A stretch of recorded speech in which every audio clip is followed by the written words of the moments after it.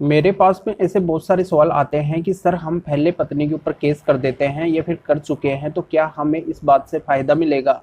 अगर पत्नी कोई भी केस हमारे केस करने के बाद में करती है तो क्या हमें उस केस के अंदर फ़ायदा मिलेगा? हम क्या उस केस को ख़त्म करवा सकते हैं? तो किस तरीके से हमें फ़ायदा मिलेगा? ऐसा कोई जजमेंट है तो हमें बताइए। तो बिल्कुल मैं आज आपको ऐसा बहुत ही महत्वपूर्ण जजमेंट बताने वाला हूँ कि अगर आप यहाँ पे पहले पत्नी के ऊपर लीगली एक्शन ले लेते हैं, आप कार्रवाई कर लेते हैं और उसके बाद में अगर पत्नी बदला लेने के लिए आपके ऊपर कोई केस फाइल करती है तो बिल्कुल जो पत्नी बाद में केस करेगी तो वो केस है जो खारिज करने योग्य हो जाता है। तो किस तरीके से हो जाता है, क्या बातें इस जजमेंट के अंदर कही गई है, बहुत ही महत्वपूर्ण जजमेंट है। पूरा वीडियो आपको अंत तक देखना होगा तभी पूरी जानकारी समझ में आएगी। पहले इस वीडियो को आपको लाइक करना है, वीडियो को देखने के बाद में आपको शेयर भी करना है। आपके इस चैनल को सब्सक्राइब नहीं किया है तो सब्सक्राइब करके बेल आइकन को भी दबाना है। तो चलिए शुरू करते हैं।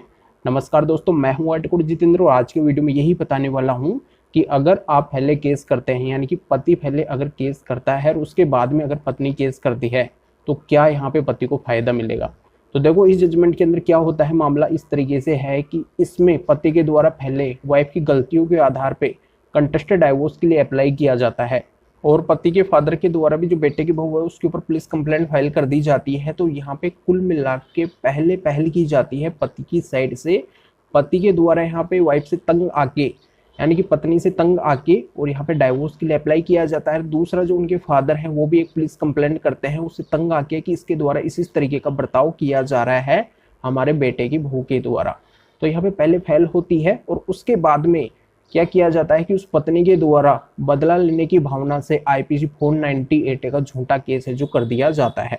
अब पति के द्वारा इसकी क्वेश्चन के लिए जाया जाता है डायरेक्ट हाई कोर्ट और हाई कोर्ट के द्वारा मामले को गहराई से देखा जाता है। ये पाया जाता है कि यहाँ पे जो पत्नी ने केस किया है, यहाँ पे हस्बैंड के द्वारा यानी कि पति के द्वारा जो पहले पहल की गई है और पति के जो फादर है उनके द्वारा जो पहले पहल की गई है उसका बदला लेने के लिए इसने झूठा 498 का केस किया है, जबकि यहाँ पे उपयुक्त इसके पास में ऐसे कोई ग्राउंड है ही नहीं।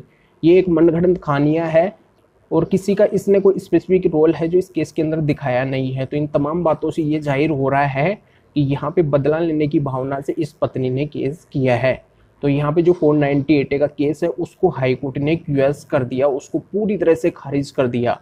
तो इस तरीके से पति और पति के पेरेंट्स को फायदा मिल गया। तो ये जानकारी यहाँ पे समझ में आ गई होगी। तो यहाँ पे इस जजमेंट के अकॉर्डिंग मैं क्लियर कर देता हूँ कि अगर पति के पास में एविडेंस अच्छे हैं, ग्राउंड अच्छे हैं और यहाँ पे वो पूरी तरह से क्लियर कर सकता है कि यहाँ पे कुल मिला के पत्नी की गलती है, तो यहाँ पे पूरा पलड़ा है जो अगर पति का भारी है तो पति के द्वारा अगर पहले केस किया जाता है तो यहाँ पे पति का कोई नुकसान नहीं होने वाला है, पति को पूरा पूरा फायदा है जो इससे मिलने वाला है।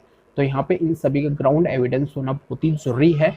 गलती अगर यहाँ पे साबित करने का मौका आता है तो पूरी तरह से गलती साबित कर सके, पीछे ना हट सके और यहाँ पे पूरी सफलता है जो पति को मिलेगी। जानकारी समझ में आ गई होगी तो वीडियो को जरूर लाइक करें अगर लाइक नहीं किए हैं और इसको शेयर भी करें जो और लोगों को भी जानकारी का पता चल सके। तो आपके इस जजमेंट का लिंक दिया गया है इस वीडियो के डिस्क्रिप्शन में, वहाँ पे आप क्लिक करके इसको अच्छी तरह से रीड कर सकते हैं, जान सकते हैं कि मामला क्या है, आपके केस से मिलता हुआ है फिर नहीं है। अगर मिलता हुआ है तो इस जजमेंट को यूज करके फायदा उठा सकते हैं। तो फिर आगे मिलेंगे आपसे नए टॉपिक के साथ में।